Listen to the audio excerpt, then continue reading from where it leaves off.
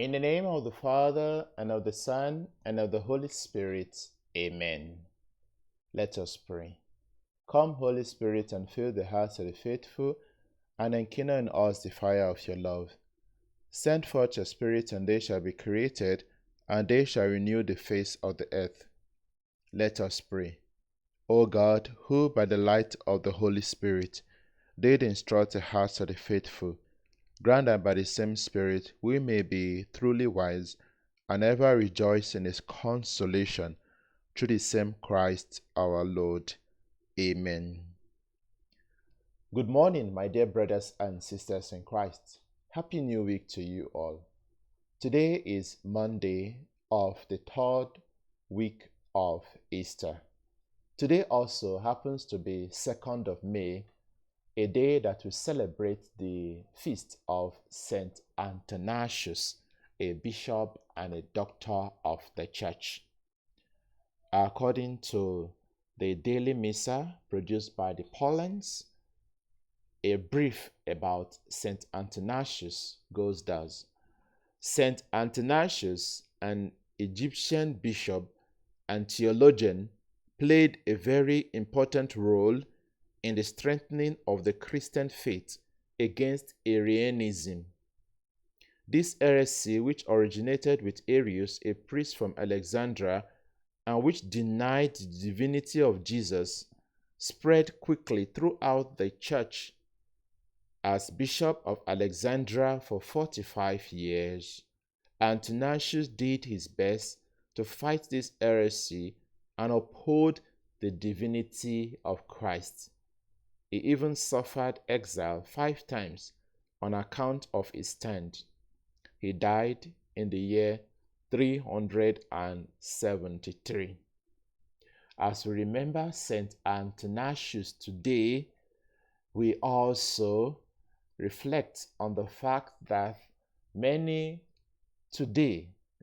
persons today, I will not call them Christians, because one who fails to acknowledge that Jesus Christ is God does not deserve the title Christian. Because a Christian is one who behaves like Christ. A Christian is one who says the truth. A Christian is one who stands by the truth. No Christian will promote or believe or adopt what is false. And to say that Jesus Christ is not God is false. It's false. God actually took our human flesh in the person of our Lord Jesus Christ. This is a doctrine that Saint Athanasius stood by and suffered greatly for. And so today we are happy as we remember him. We also pray for all our intellectuals, our church intellectuals, our PhD holders, and all those in school, all those who study and teach us theology, that God may inspire them just as he inspired the biblical authors. Now, coming to our readings for today, our first reading tells us the story of St. Stephen, the first martyr, while our gospel passage today is Jesus saying to the multitude who had come to him seeking for bread, that they should not labor for the bread which perishes. We pray that as we read and reflect on these readings today, we may understand it and it may bear fruits in our lives. This is our prayer through Christ our Lord. Amen. Our first reading is taken from the Acts of the Apostles, chapter 6, verse 8 to 15. Acts of the Apostles, chapter 6, verse 8 to 15. In those days, Stephen, full of grace and power, did great wonders and signs among the people. Then some of those who belonged to the synagogue of the freedmen, as it was called, and of the Cyrenians and of the Alexandrians, and those from Cilicia and Asia arose and disputed with Stephen. But they could not withstand the wisdom and the spirit with which he spoke. Then they secretly instigated men who said, "We have heard him speak blasphemous words against Moses and God." And they stirred up the people and the elders and the scribes, and they came upon him and seized him and brought him before the council and set up false witnesses who said, "This man never ceases to speak words against this holy place and the law. For we have heard him say that this Jesus of Nazareth will destroy this place and will change the customs which Moses delivered to us." And gazing at him, all who sat in the council saw that his face was like the face of an angel. The word of the Lord. Thanks be to God. Our response is, "Blessed are those who walk in the law of the Lord." Blessed are those who walk in the law of the Lord. Though princes sit plotting against me, your servant ponders your statutes. See, your decrees are my delight, your statutes are my counselors. Blessed are those who walk in the law of the Lord. I declared my ways, and you answered me. Teach me your statutes. Make me grasp the way of your precepts, and I will ponder your wonders. Blessed are those who walk in the law of the Lord. Keep me from the way of falsehood. Grant me mercy by your law. I have chosen the way of faithfulness. Your decrees I have upheld. Blessed are those who walk in the law of the Lord. Let us sing hallelujah. Let us sing hallelujah. Let us sing hallelujah. Sing hallelujah unto the Lord. Man shall not live by bread alone, but by every word that proceeds from the mouth of God. Hallelujah. Let us sing hallelujah. Sing hallelujah. Let us sing hallelujah unto the Lord. Let us sing hallelujah. Sing hallelujah unto the Lord. The Lord be with you and with your spirit. A reading from the Holy Gospel according to John. John chapter 6, verse 22 to 29. After 5,000 men had eaten their fill, the disciples of Jesus saw him walking on the sea. On the next day, the people who remained on the other side of the sea saw that there had been only one boat there, and that Jesus had not entered the boat with his disciples, but that his disciples had gone away alone. However, boats from Tiberias came near the place where they ate the bread after the Lord had given thanks. So when the people saw that Jesus was not there, nor his disciples, they themselves got into the boats and went to Capernaum seeking Jesus. When they found him on the other side of the sea, they said to him, "Rabbi, when did you come here?" Jesus answered them, "Truly, truly, I say to you, you seek me not because you saw signs, but because you ate your fill of the loaves.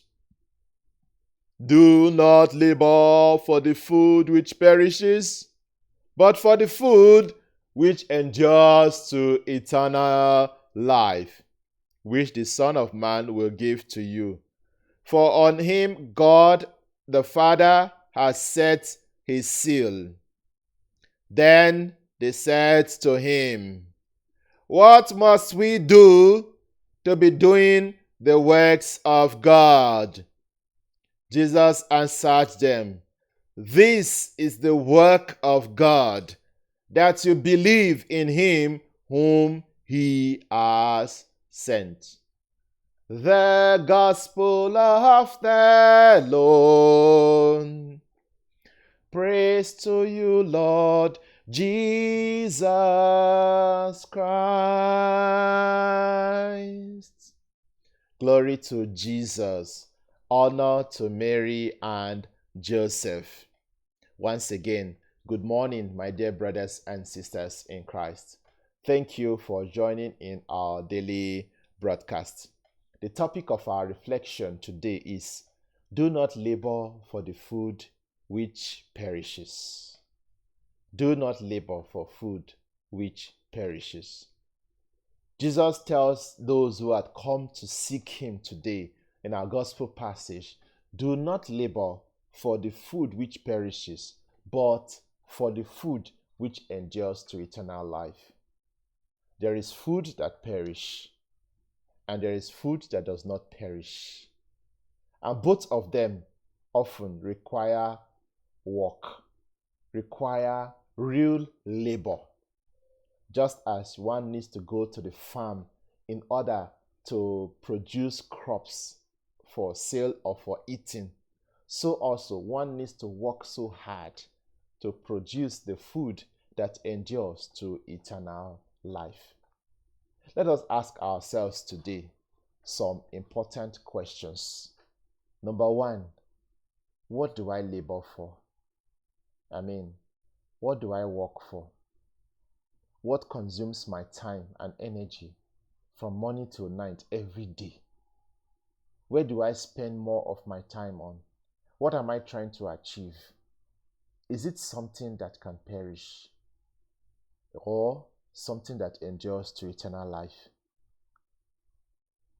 You may not have given such thoughts to this before, but try.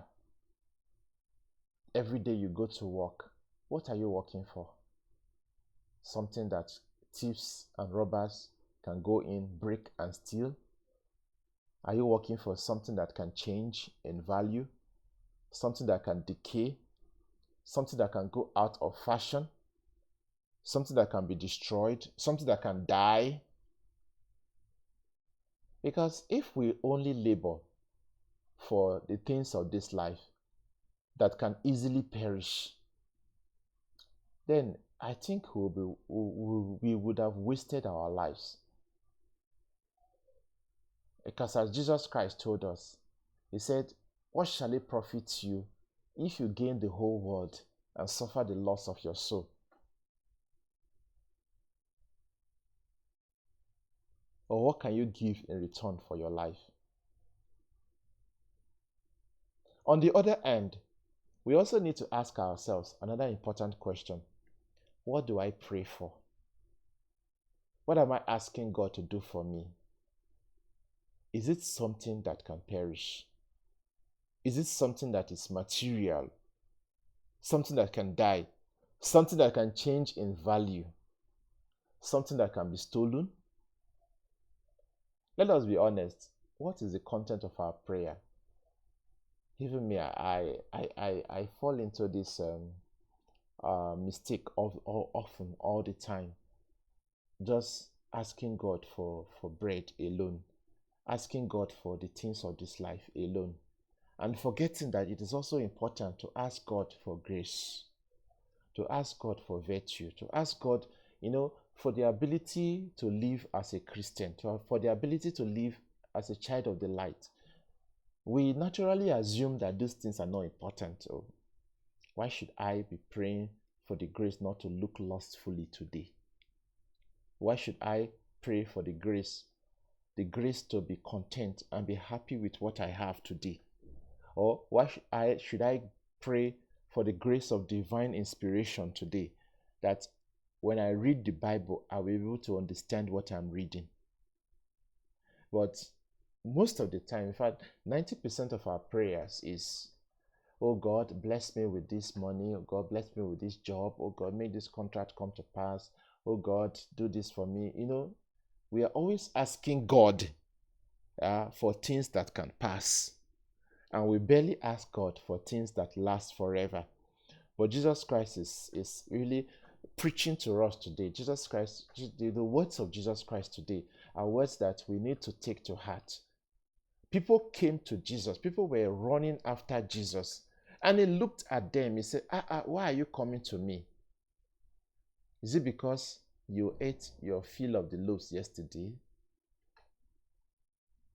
Is that why you're coming to me? I just imagine Jesus Christ sitting down in the church and Christians coming to attend Mass, Christians coming to the church, and Jesus Christ just looking at them and saying, why are you in church? What are you doing in this place?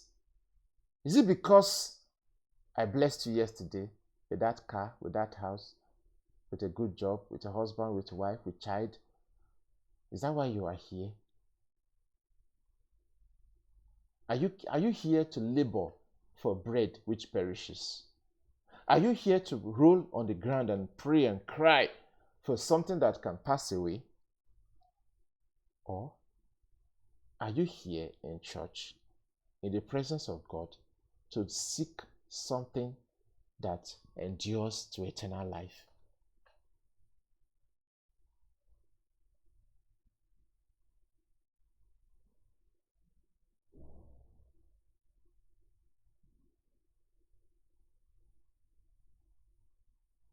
Let us really, really reflect on this. Yes, Jesus wants to bless us. Of course, which father is there who knows that his child needs food and will give him poison? No way. In fact, Jesus Christ has told us, seek first the kingdom of God and his righteousness, and all these things will be added unto you. So Jesus Christ knows that we need the material blessings of this life, but he wants us to ask for something more. He wants us to labor for something that does not die, that does not perish, that cannot decay. Jesus Christ wants us to focus our attention on the things that are in heaven. In his conversation with the Samaritan woman, Jesus Christ said, everyone who drinks of this water will thirst again. But whoever drinks of the water that I shall give him will never thirst. The water that I shall give him will become in him a spring of water welling up to eternal life. John chapter 4, verse 13 to 14. We need to fix our gaze on this water that wells up to eternal life. Rather than asking for things that go bad, things that expire, why not we begin to pray fervently with the same strength for things that endure for eternal life? For the grace to be counted worthy amongst those in heaven. For the grace of holiness. For the grace of purity. For the grace of true spirituality. Not this two-faced type of Christianity that we practice today. In church we are something else, but out of church we are something else.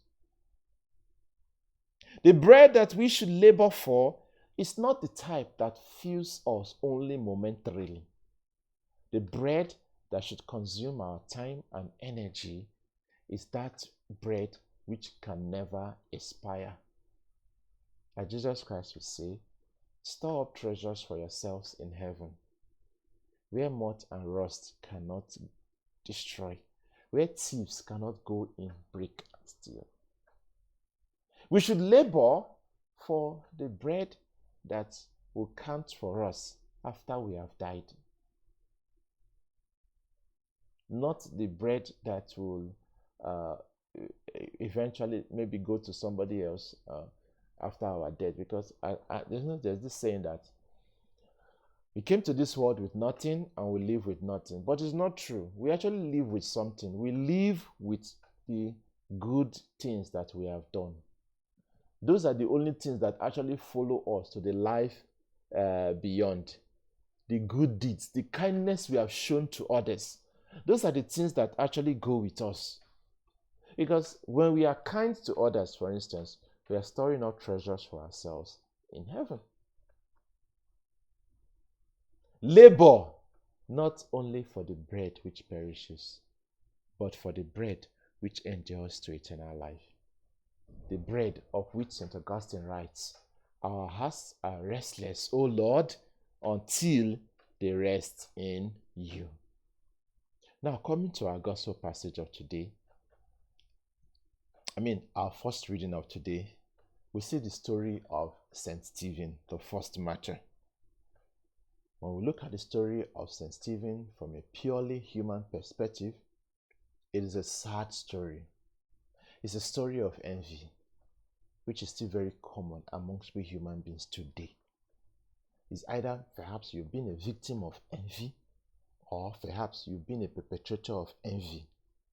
You've looked with hatred at your neighbor just because he or she has something that you do not have, or something, or that he or she is better in one way or the other than you. Because Stephen spoke intelligently, because God worked great signs and wonders through the ministry of Stephen, they set up people to tell lies against him. They ganged up against him. They cooked false stories about him.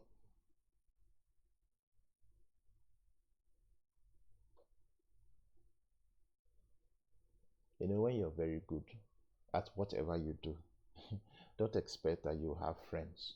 No way. You will surely have enemies. And sometimes the enemies you have may not even be strangers. They may be members of your own household.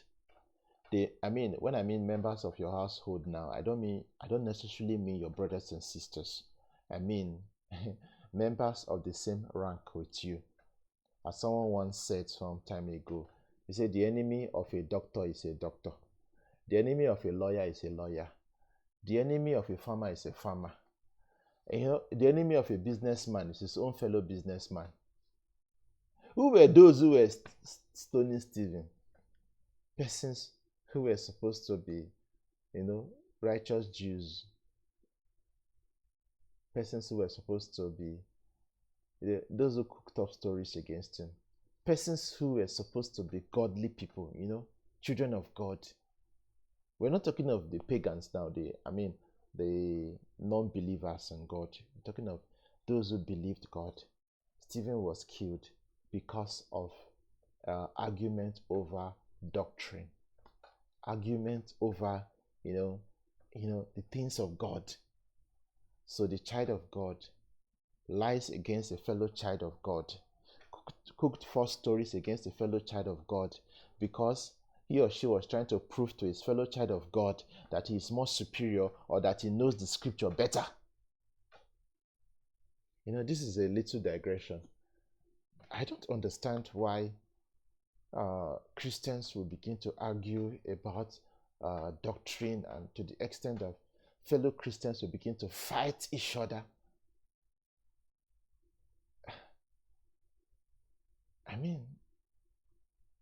You see, sometimes I don't understand why non-Catholics could be so restless that the only thing they seek to achieve is to try to convert Catholics. And they come with all kinds of things, all kinds of questions. Blessed Virgin Mary, this one, that one. Is that your problem? If I choose to honor a woman that God has honored, how is that your problem? Oh, I'm going to go to hell. There's no salvation. That is not your problem. Don't allow the devil to use you, all in the name of trying to, all in the name of scripture. Is it in the Bible? Show me where it is in the Bible. You see, Christians today, they hate each other. Oh God, I even feel I'm scandalizing anybody who may not even be a Christian that is watching this video. Christians hate each other with so much passion, and if given the opportunity, Christians are ready to kill their fellow Christians over matters of the Bible. I mean, not because they went against the commandment of God, but just over issues of doctrine. Doctrine. Christians fight each other. Stephen was stoned to death. What a sad story. Over issues of doctrine. Over issues of envy. Envy.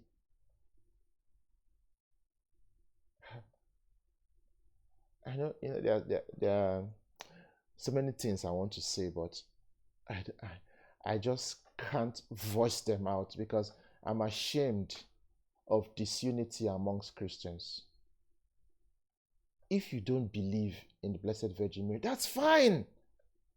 You pray to God the way you want to pray to God. Worship God.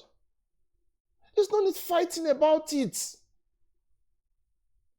As in, you don't be restless that I'm going to go to hellfire because I give honor to the Blessed Virgin Mary. Me, I'm convinced of what I'm doing. You are convinced of what you are doing. Let us work together as brothers and sisters, because it is the same heaven that we are going to. The same place where I believe that Mary is honored, that is where you are going to. So you that does not want to hear anything about the Blessed Virgin Mary, you're going to meet her in heaven. If God honored her so much on earth, do you think God will not honor her in heaven? You will meet her there in heaven. And all the things that you have said against her, all the many times you have fought against people because they gave her honor, you will meet her in heaven. And I bet you will not hate her in heaven. Like I said, this is a digression. But the question is, why would God allow such a thing to happen to Stephen? Remember the words that Jesus Christ himself said. He said, "Blessed are you when men revile you and persecute you and utter all kinds of evil against you falsely on my account. Rejoice and be glad, for your reward is great in heaven."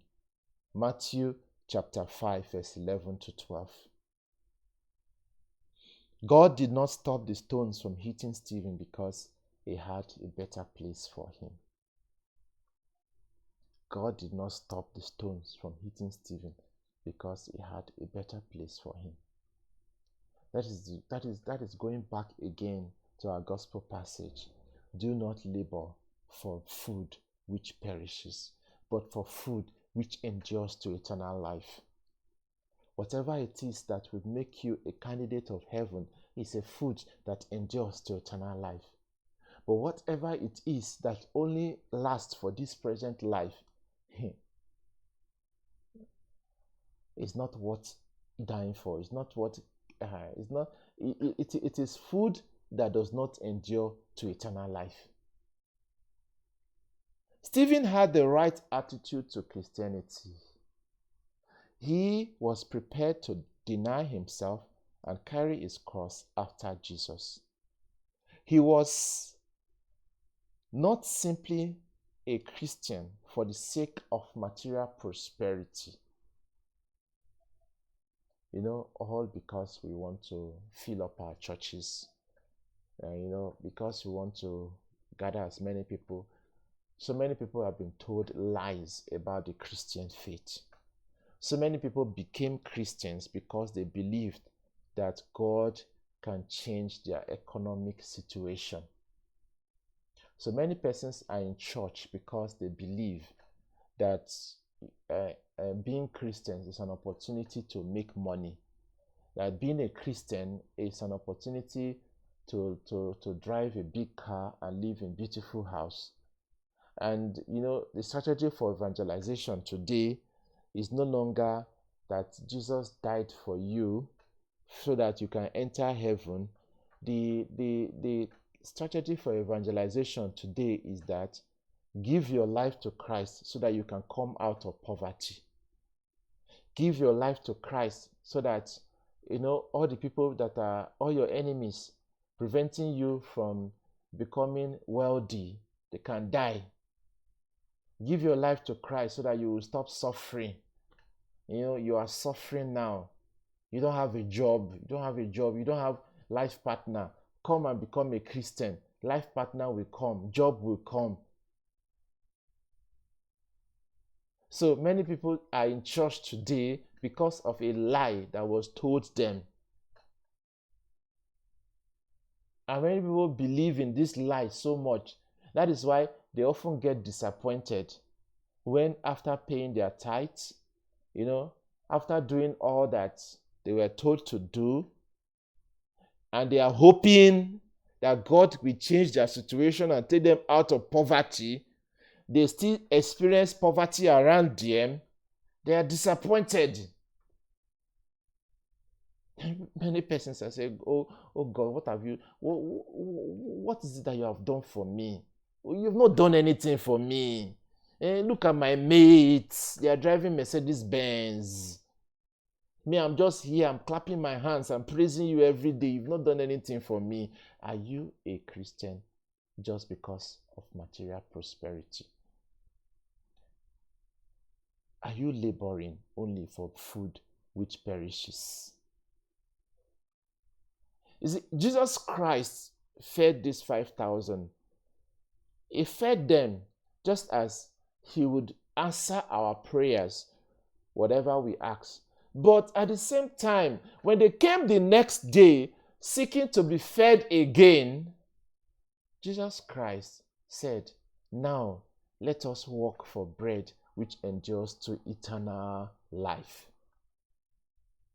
So as much as Jesus Christ wants to bless us with the good things of this life, he also wants to bless us with eternity. He wants to bless us with something that truly endures to eternal life.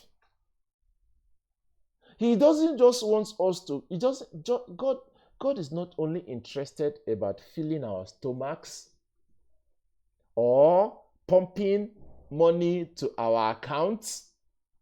God is interested in saying that at the end of our sojourn on earth, we may be amongst those counted worthy of eternal life.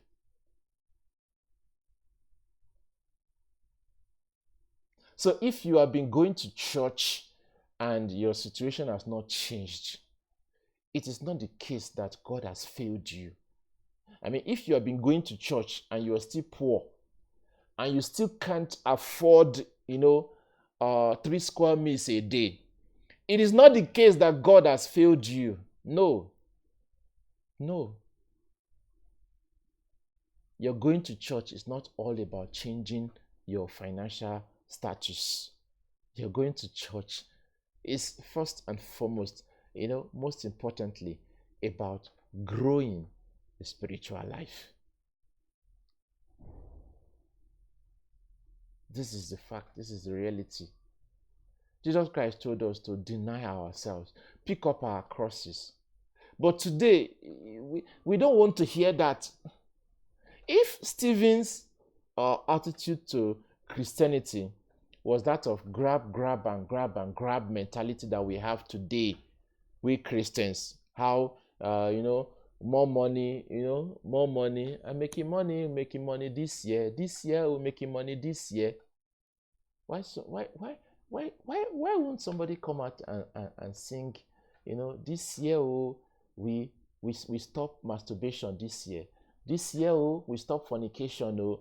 This year, we become, holier before than we were before this year.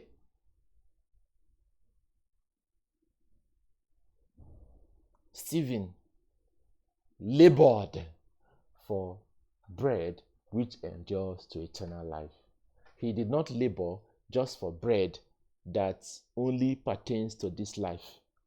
If Stephen was only concerned about this life, about this word, when he saw the argument against him, Stephen would have compromised now, Shebi.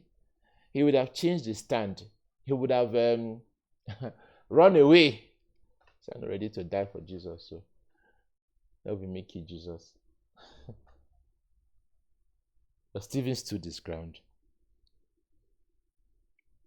Do not only ask what God is doing for you, but also ask what you are doing for God. May God bless His words in our hearts. Thanks for listening, and God bless you. If you have listened up to this time, I can see it's over 35 minutes already. I'm sorry. I sometimes I try my best possible to reduce the time, but the word of God, I just let it out the way it is coming. So thank you very much if you have listened, and my prayer for you is that the data you spent watching this video, the time that you have spent listening to me up to this point in time, that it may not be in vain. As you have watched this video, you are laboring for food which endures to eternal life. This video will not put money in your pocket. It will not make you richer, but rather, because of this word that you have heard today, you will begin to think of how to walk towards eternity. That you will not feel dissatisfied with God because you do not have the things of this life, but that you will always aim for the things of heaven. And may you be amongst those who will be counted worthy among the saints in the glory of heaven. We make this prayer through Christ our Lord. Amen. The Lord be with you and with your spirit. May Almighty God bless you, the Father, the Son, and the Holy Spirit. Amen. God bless you. Thanks for listening.